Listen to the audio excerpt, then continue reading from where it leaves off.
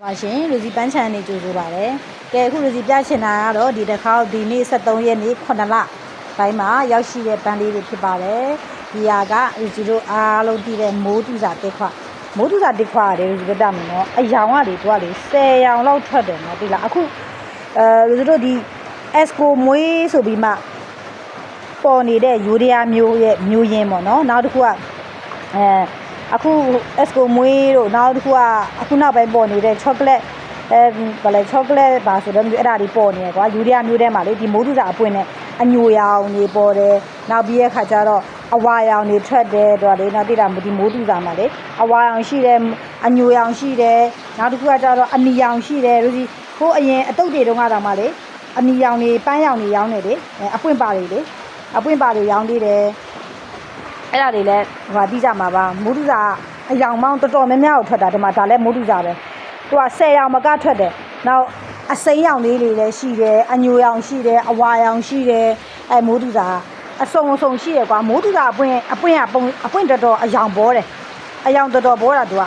အပေါ်ဆုံးပဲလို့ပြောလို့ရတယ်သူကတော်တော်လေးလှတယ်ဒီလားတော်တော်လေးလှတယ်ဒီမှာကြည့်လိုက်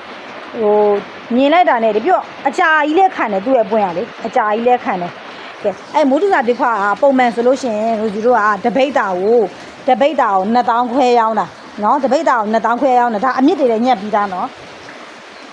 အမြင့်တွေလည်းညက်ပြီးသားဒီမှာကြည့်လိုက်ပြောနောက်တစ်ခါတော့ဒီအပင်တစ်လေးဖြစ်တဲ့ကြောင့်မို့အရန်ရှင်လွယ်တယ်သူကဒီလိုရှင်လွယ်သလားမမေးတဲ့သူကလေဒါအမြင့်တစ်တွေအကုန်လုံးအမြင့်ဟောင်းတွေညက်ပြီးသားထပ်ပြီးမှညက်စရာမလိုတော့ဘူးနော်ဆေးလဲစိန်ထားပေးတယ်လောလောဆယ်အဆင်ပြေအောင်လို့နောက်တစ်ချက်လို့ဒီပြောပြမယ်ဒီမိုးတူစာတစ်ခွာကစိုက်လို့ရှိရင်မိုးထဲမှာမထားနဲ့နော်သူလဲမိုးလုံးပိုင်းနဲ့တူတူပဲမိုးလုံးပိုင်းရဲ့တကွန်လုံးရဲ့မိုးတူစာရဲ့ကစိုက်ပြီးဆိုရှင်တစ်သားချင်းလေးနဲ့စိုက်မယ်ဒါပြီးတော့ဓာတ်မွန်ဒီလိုတစ်သားသုံးနဲ့ကတ်စိုက်မယ်ဒါဆိုဒါတကွန်လုံးစိုက်ထားတာနော်ဒါတကွန်လုံးစိုက်ထားတာနော်ဒီလိုလေးဒီမှာကြည့်တစ်သားသုံးပေါ်မှာအခုကမိုးတွင်းဖြစ်တဲ့ကြောင့်မို့အုံးစံဘက်ခံစရာမလိုဘူးနော်အုံးစံဘက်ခံစရာမလိုဘူးအဲ့ဒါကိုအပေါ်မှာဒီမှာ plastic ဂျိုးလေးနဲ့တိုင်းချီလိုက်လို့ရှင်ရပြီဟာမိုးရီထဲမှာထားလို့မရဘူးလားလို့မေးမယ်ရတယ်ဒါပေမဲ့ရှင်တို့တွေ9ရက်တစ်ခေါက်ဆေးစိမ်ပေးနိုင်တယ်ဆေးကျွေးပေးနိုင်တယ်ဆိုလို့ရှိရင်တော့မိုးထဲမှာထားလုံးဝအဆင်ပြေတယ်တစ်ခွဒီတစ်ခွတွေကမိုးမိမကြိုက်ဘူးလားဆိုတော့ကြိုက်တာပေါ့တစ်ခွမိုးအကြိုက်ဆုံးပဲအဲ့ဒီမိုးရီတွေနဲ့အမြင့်တစ်ကိုထွက်စေတာတော့လေအဲ့ဒါကိုဒီတကွန်လုံးရဲ့မိုးတူစာရဲ့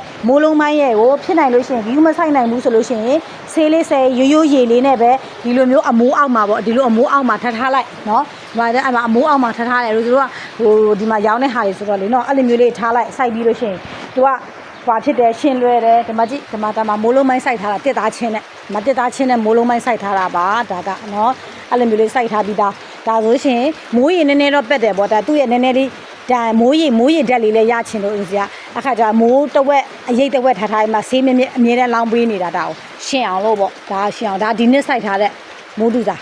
ဒါတွေကတော့ခန်းလွင်ပြင်တွေကတော့ဘလို့ပဲထားတွေ့လာဒီမှာကြည့်အပင်တစ်တွေမိုးရေကြိုက်လွန်းလို့ဒီမှာအပင်တစ်တွေထွက်တာဒီမှာတစ်သားသုံးလေးနဲ့ပဲကတ်ချီထားတာဒီမှာကြည့်လိုက်အမြင့်တစ်တွေအကုန်ရှယ်ထွက်နေပြီမိုးတွင်းကတော့လေဟာဆေးပဲမှမသုံးတာမှအမြင့်တစ်ကထွက်တယ်အဲ့ဒါမှတ်ထားနော်ဒါနဲ့ဆေးကောင်းလို့မထင်နေနဲ့အဲ့ဒါတခုစီနမူနာပြောပြလိုက်မယ်သိလားနော်ဆေးကောင်းလို့ဘယ်ဆေးကောင်းလို့ညာဆေးလက်ကောင်းလို့မထင်နဲ့ဒီမိုးတွင်းမှာကအမြင့်တစ်ထွက်တာဒါပေမဲ့ဆေးတော့ကူပေးတဲ့ခါကျတော့ဒီအမြင့်တစ်မိုးရဲ့အချိန်နဲ့ထွက်တာရဲ့နောက်ဆေးရဲ့ပေါင်းလိုက်တဲ့ခါကျတော့လုံးဝရှင်တန်ပြီးမှအပင်တွေက special လှကော့နေတွေ့လားဒါခန်းလွင်ပြင်တုံးကပ်ပြီးတာအမြင့်ဆွဲပြီးတာနော်ဒါလိုချင်လဲရတယ်ဒါတတုံးကို1000ဒါခရမ်းရောင်ရင့်နော်အဲ့လိုမျိုးတွေပေါ့နော်မိုးထဲမှာလို့ဆိုတော့ထားတယ်ကဲဟုတ်ပြီဒါကတော့တပိတ်တာကိုအခုလို discount ဈေးနဲ့ရောင်းပေးမှာအများကြီးတော့မရဘူးအချိန်အစိတ်ပဲရပါမယ်တပိတ်တာကို2000နဲ့ရောင်းပေးမယ်နော်တပိတ်တာကို2000အစိတ်သားကို9000အစိတ်သားဆိုအများကြီးရတယ်နော်အပင်သေးတဲ့အတွက်ကြောင့်မို့10ပင်လောက်ကိုရလောက်တယ်သိလားဒီလိုအပင်သေးတဲ့အတွက်ကြောင့်မို့လေသိလားအပင်ကြီးယူလို့ရှိရင်တော့မရဘူးဗျာဒီလိုအပင်ကြီးတွေယူလို့ရှိရင်တော့အစိတ်သားကတော့အစိတ်သားနည်းနည်းပဲရမှာပေါ့ဟုတ်ပြီလားနော်အစိတ်သားကို9000တပိတ်တာကို2000တပိတ်တာ2000ဆိုဝယ်ပြီးမှစိုက်ထားလိုက်လို့ရှိရင်အဲ့လိုတစ်သားချင်းနဲ့ဆိုလို့ရှိရင်အများကြီးရဒါမှမဟုတ်တစ်သားပြားနဲ့တဒုံးနဲ့ကတ်မယ်ဆိုလဲလှတယ်လေနော်အဲ့လိုလေးစိုက်လို့ရပါတယ်ကဲဒီမဲ့ဆိုလို့ရှိရင်လူကြီးရဲ့ Viber ဖုန်းနံပါတ်6085016တို့ Facebook Messenger မှာမာယူအားပေးပါဒါကအလုံးဝလက်ကော့နေတဲ့မိုးတူစာရောင်စုံပါနော်ရောင်စုံယူထားတော့ဒီအချိန်ဈေးသားချိုးရနော်ဒီအချိန်ဈေးချိုးတုံးယူထားပါအစိတ်သားမှ9000ဆိုအစိတ်သားဆိုအစိုက်ပါလေရောအဲ့ဒါကိုဈေးကြီးရဲ့ချိန်အပွင့်ချိန်ကြမှာနှစ်ပင်လောက်ပါလို့စားအောင်ဒစည်းကို9000 8000ပေးမဝယ်ကြနဲ့ဒီချိန်မှာစိုက်နော်ဟုတ်ပြီလားဒဂွန်လုံးနေလိုချင်တယ်ဆိုလို့ရှိရင်လည်းဒဂွန်လုံးနေလည်းရပါတယ်ဒဂွန်လုံးက တပိတ်တာကိုအခု discount ချထားပေးပါတယ်တပိတ်တာကိုပုံမှန်ရောင်းစီဆို3000ခွဲရောင်းပါတယ်အခုတပိတ်တာကို2000ခွဲနဲ့ပဲရောင်းပေးမှာပါနော်ဒီလား2000ခွဲနဲ့ရောင်းပေးမယ်ဒီကုံလုံးကိုဟုတ်ပြီလားဒီကုံလုံးကိုမိုးလုံးပိုင်းလေးရတယ်နော်မိုးလုံးပိုင်းလေးရပါတယ်မိုးလုံးပိုင်းတပိတ်တာကို3000ခွဲနဲ့ရောင်းပေးမယ်နော်အပွင့်မပါဘူးနော်ပြောပြီးနော်အပွင့်မပါဘူးဒါတခါတည်းပြောရင်းနဲ့နောက်တစ်ခုကရိုစီပြောပြမယ်နော်ဒီမှာဒန်တိုတွေဒီမှာကြည့်လိုက်လက်ကော့နေတာချန်ပင်နော်ချန်ပင်အဲ့ဒါကိုရိုစီ discount ချတာပုံမှန်ဆိုချန်ပင်အပင်တန်တွေကိုလေတပင်ကိုခါတိုင်းဆို8000ရောင်းတာနော်အခုရိုစီက9ပင်ကိုမှ2000ခွဲနဲ့ပဲရောင်းပေးမှာဦးတဲ့လူယူနော်9ပင်2000ခွဲဦးတဲ့လူယူရောင်းစုံအယောင်စမ်းနေပါမှာနော်အယောင်စမ်းနေပါမှာအယောင်စမ်းနေပါမလဲအဝါရောင်ပါမယ်ဂျိုးလိန်ပါမယ်ဂျိုးထောင်ပါမယ်ဒန်ကတ်တွေပါမယ်9ပင်2000ခွဲနော်ဦးတဲ့လူယူပါဒါတန်တိုတွေဒီမှာကြည့်လိုက်အပင်တွေလက်ကော့နေတာနော်အဲ့ဒါတွေဒါတိလားအဲ့လိုမျိုးတွေယူပါအပျော်ဆိုင်သမားတွေဒီချိန်မှာဝယ်ထားကြပါဈေးရမ်းတန်လို့ပြောတာပါကဲဒီတခြားပန်းတွေလည်းစိတ်ကြိုက်ခြံထဲမှာလာဝယ်လို့ရပါတယ်ခြံကတော့တောင်တကုံ50ခွန်ရက်ကွယ်ဥတ္တဖျားလမ်းပါရှင်လူစီမိုးထဲမှာပဲထားတာအမိုးအကုန်လုံးလွတ်ထည့်ထားတာအဲ့ဒါလေးသတိတစ်ချက်ကြည့်နော်အမိုးတွေအကုန်လုံးလန်ချထားတာအလင်းရောင်များရအောင်လို့အလင်းရောင်တွေအကုန်ချဲထည့်ထားတာအဲ့ဒါကိုဂရုစိုက်ကြပါနော်မိုးရေကြိုက်တယ်အလင်းရောင်ကြိုက်တယ်ဟုတ်ပြီနော်အလင်းကို share ရအောင်လုပ်ထားပြီနော်အမိုးတွေအုပ်ထားရင်အကုန်လန်ချပစ်လိုက်မိုးတွင်းမှာဟုတ်ပြီလားအလင်းလုံးလောင်းရအောင်လို့နမူနာပြပေးတာအဲ့ဒါလေးလည်းနမူနာကြည့်ကြ